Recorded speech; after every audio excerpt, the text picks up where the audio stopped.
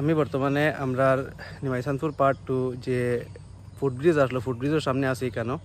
আজকে এখানে আমরা দুইজন বিধায়ক মাননীয় নিজাম চৌধুরী এবং সুজাম লস্কর দুইজনও আইসলা তারা কিতা বক্তৃতা দিছেন বা কিতা কইছেন এই জায়গাটা দেখিয়া ওই জায়গার বিষয়ে আমি আজকে ভিডিও দেখাইমু। দুইটা আলাদা আলাদা ভিডিওর মাধ্যমে আমি সম্পূর্ণ ডিটেইলস দিমু আপনারা ইন্তরে ভিডিওটা দেখবা আমার সঙ্গে থাকবা। ধন্যবাদ।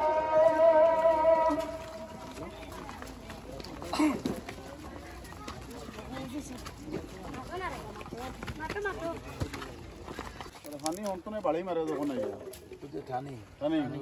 ও নো বাঙ্গা দেখুন হনকে দেখবা এই বাঙ্গা ও নে বাইর গরে আসেন নি বাবু ভাই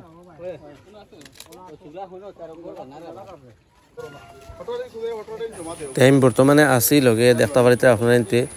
তাই আইসুন কেন যে মাননীয় সুজাম লস্কর তানোর লগে আমরা যে নবনির্বাচিত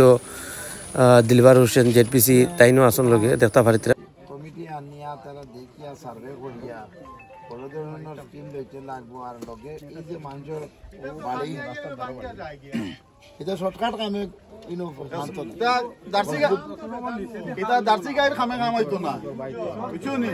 বলা করে জিও ব্যাগ দিয়া পুরা প্রোটেকশন দিয়া যদি না করা হয় বড় করে না করা হয় ঠগর কাম হইলে হইতো না মানুষ হইছে না আগর দিন যেদিন মেঘ দিছে এদিন বাবু ভাই আগর দিন আসলাম না রাত্রে পাইছি মেঘর রলি 23 বালি যার পরের দিন যেহেতু বাঙ্গা হুঁচি বিকালে আইছি রাত আইয়া ওবা গাঙ্গে দিয়ে আমরা ওবার গাঙ্গে দিয়ে গেছি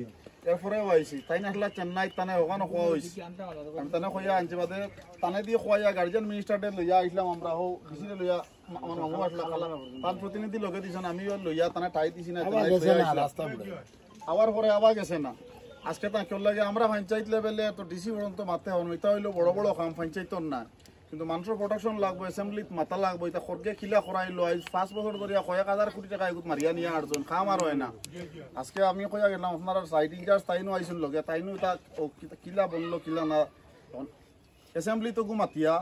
ডিপার্টমেন্টর দিন মন্ত্রী আছেন বিভাগীয় মন্ত্রী ব্রিটিশ হাজারিকা তানে গেছে আমার দাবি রইল আপনার কাছে তানে ফাললে তাই নিয়ে জায়গাখান দেখিয়া বড় একটা স্কিম লইয়া আর ওগু যাতে মানুষের প্রোটেকশনটা গড় বাড়ি ভাঙ্গিয়া গেছে গিয়া আর ডিজাস্টার ম্যানেজমেন্ট তো মাতিয়া ওনার যে দুইটা বাড়ি একবার তছনছ করছে ও ভাঙ্গার কারণে ও গড়টা পুনর্বাসন দেবো তারা গড় দর বানাই দেবো শুনো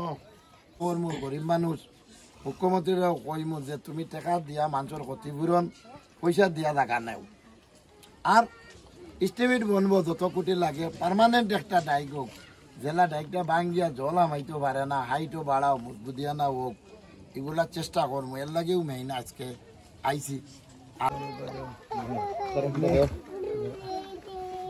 আমি টাকা মাথা তার দিয়ে আবার তো তুমি চলো হ্যাঁ ওগুলো আবার তো চলাচল করো আর 3 নম্বর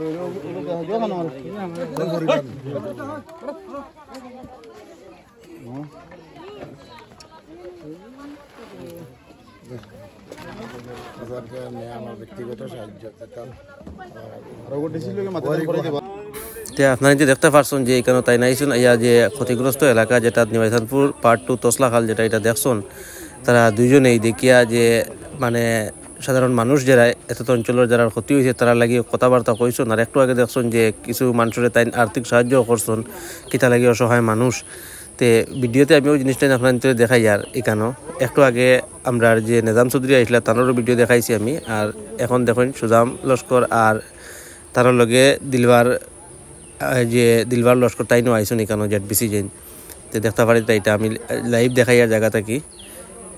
দেখুন অনেক মানুষের অনেক ক্ষতিগ্রস্ত হয়েছে আর একদম নদীর লগে মিলি গেছে গিয়ে তসলাটা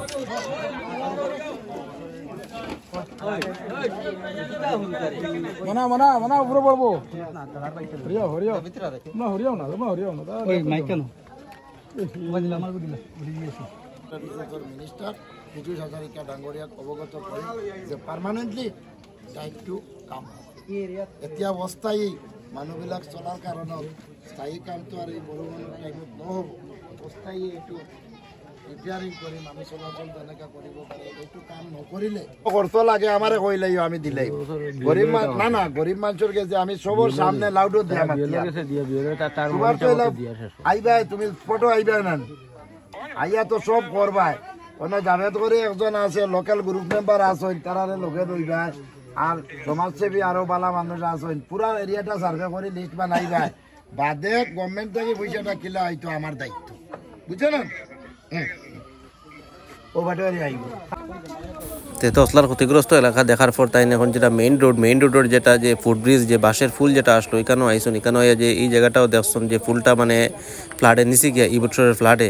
তো এটা সম্বন্ধেও তাই দেখিয়ে একটু কথাবার্তা কইসুন আর একটু আর্থিক সাহায্যও করছেন। তে আমি একবারে তানোর কথাটা কিতা কইসুন ওটা আমি শুনাইয়ার আপনার ইন্তরে। স্যাংশন আছে, ব্রিজ আছে নি, রাস্তা আছে নি, কত খান, কয় কিলোমিটার, কত টাকা জানিয়ে আপনারা জানাই। যদি স্যাংশন থাকে না এটা বাউতা গো আবার লিস্ট হামাইতো খাম হইতো 5-6 মাস 7 মাস বাদে ইলেকশন, এর ভিতরে ফান্ড দিবনি না নি, এটা হোক ওয়াটার রিসোর্সের মন্ত্রী আইলেও ন মন্ত্রীর লগেও মাথা লাগবো বিষয়টা। এখন শুনো সে কিতাব দিল আমি এটা জানিত না, আমি আইসি এনো ই ফুলে দিয়ে আমি পারো ইলেকশনের সময় আমি আমার ব্যক্তিগত টাকা 50,000 নগদ এখন দিই। তে আপনার ইন্তরে আমি লাইভ দেখাইলাম, ধন্যবাদ।